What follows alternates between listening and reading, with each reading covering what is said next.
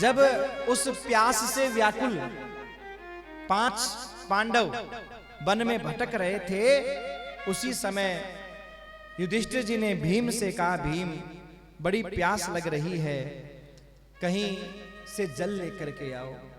तो 5 पांडव तो महाराज वो जो साथ में थे उनमें से भीम तो जल लेने के लिए चले गए, और माता कुंती सब थके हुए थे, वो वहां सो गए, नींद आ गई, प्यासों को ही नींद आ गई महाराज, वहां सो गए।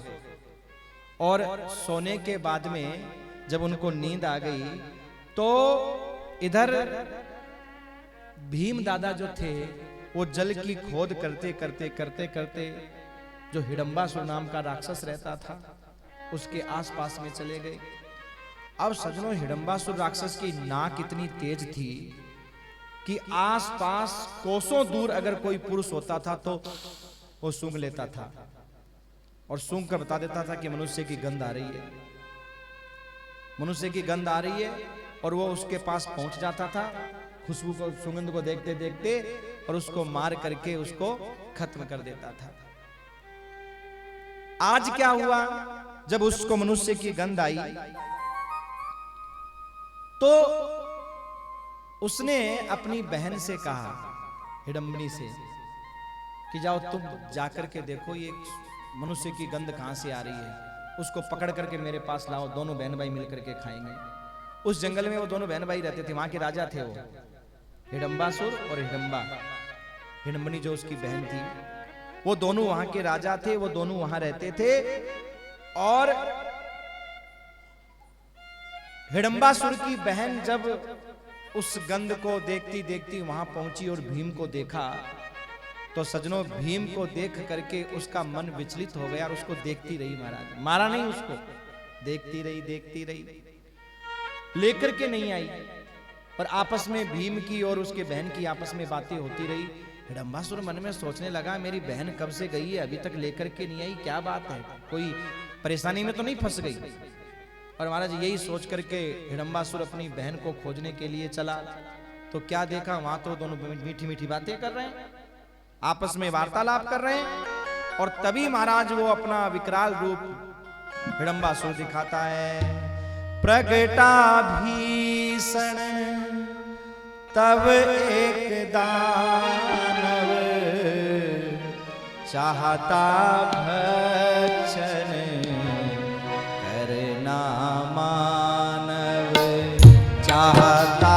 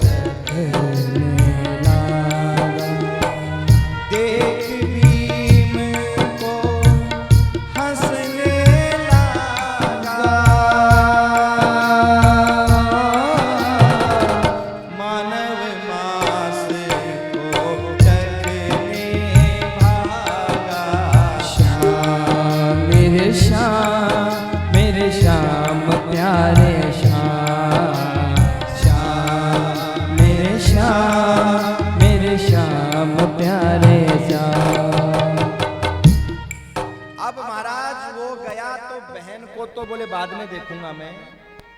भीम के उस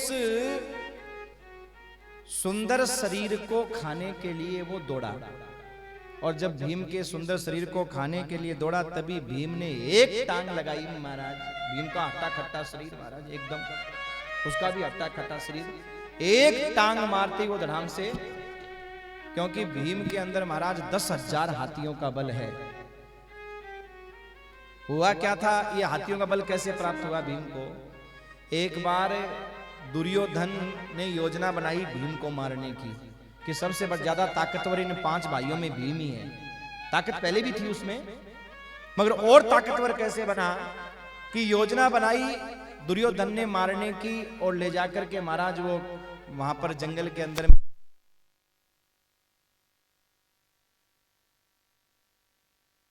बोलो कृष्ण कन्हैया लाल की जय, दाऊ दयाल की जय हो। जय जय श्री राधे श्याम। सजनों, हिडंबासुर का और भीम का भयंकर युद्ध हुआ। हिडंबासुर की बहन है वो और भीम आपस में बात कर रहे थे।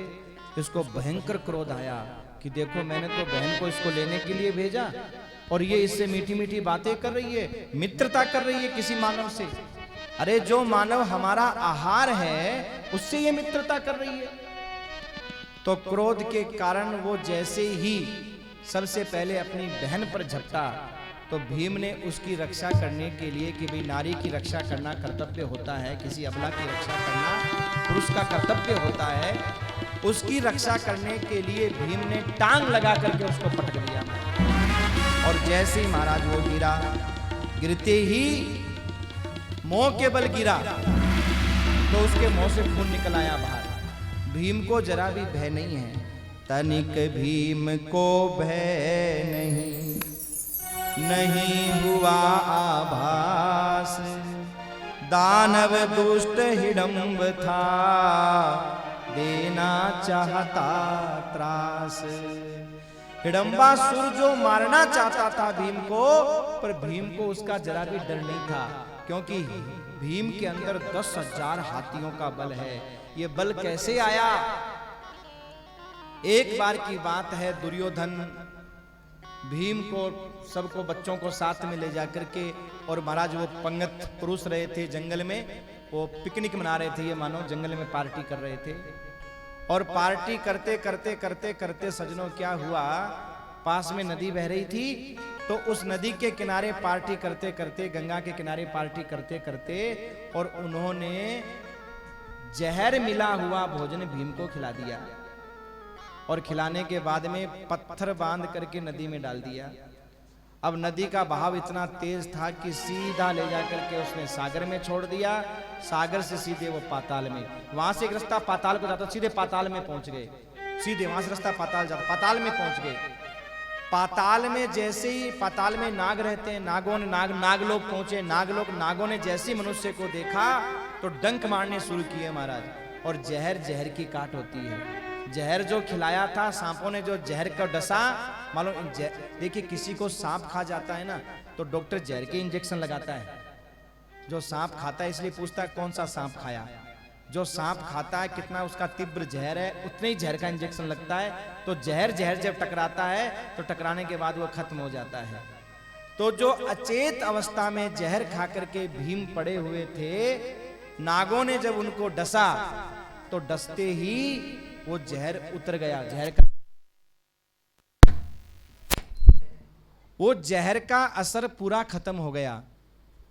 और जब जहर का असर खत्म हो गया तो उसकी आंखें खुल गई। अब आंखें खुलते ही भीम पकड़ पकड़ के सांपों को लगा मारने। और जब सांप समाप्त होने लगे तो सेवक जाकर के जो उनके राजा थे उनको बोले कि महाराज एक कोई मानव आया है पृथ्वी से और वो सब सांपों को मार रहा है। अच्छा, नागलोक के जो राजा थे वो भीम के नाना लगते थे। धर्म का रिश्ता बनाया हुआ था तो उस रिश्ते से नाना लगते थे ये। तो उनको पता चला रे ये तो मेरा द्वैता ही है। बड़े खुश हुए और खुश होने के बाद में पूछा बेटा कैसे तुम यहाँ पहुंचे, क्या बात हुई? सारी बात बताई कि नाना जी ऐसे ऐसे सब दुश्मन बैठे हैं हमारे राज्य में, क्या करें? तो कहा बेटा कोई बात नहीं है, ये अमृत के कुंड भरे हुए हैं, तुम इसमें से अमृत पी लो। अब भीम दादा तो आप जानते हैं कितने खाने वाले, उन्होंने तो थोड़ा बहुत पिएगा, वो सारे कुंडों को ही पी गए, कुंडी खाली कर दी है अमृत के महाराज। और जब वो सारा अमृत पी गए तो उसी से उनके अंदर महाराज इतनी ताकत आ गई कि उन्हें कोई हरा नहीं सकता, इतना बल आ गया, ताकत आ गई। और जब वहां से लौट करके आए तो अब दुर्योधन जब लड़ता था कभी तो सबको उठा उठा करके फेंकते थे, तो उनके समझ में नहीं आता था। ये रहस्य उन्होंने बताया नहीं कि नागलोक में क्या हुआ, कैसे अमृत पिया, किसी को रहस्य नहीं बताया। पर उन कौरवों के ये समझ में नहीं आता कि जहर खाने के बाद में इस भीम के अंदर इतनी ताकत आ कहां से गई।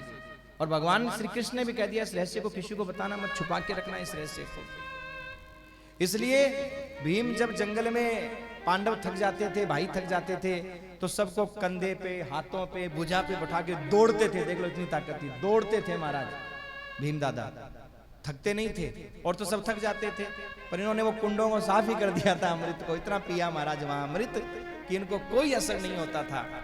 तो वही भीम दादा आज जिनके अंदर इतनी ताकत है, 10,000 हाथियों का बल है, अब ये हिडंबासुर इनका क्या बिगाड़ सकता है। खूब देर तक महाराज उठा पटकी हुई, आंखें लाल हो रही है, और महाराज वो भीम को मारने दौड़ रहा है, भीम उसको उठा करके पटक रहा है, कभी पत्थर से टकरा रहे हैं, कभी धरती से टकरा रहे हैं, कभी पलट रहे हैं, और कभी दानव जोर लगा रहा है, कभी महाराज वो भीम दादा जोर लगा रहे हैं। और ऐसे करते करते करते करते भीम दादा ने उस हिडंबासुर को यमलोक भेज दिया। बोलो कृष्ण कन्हैया लाल।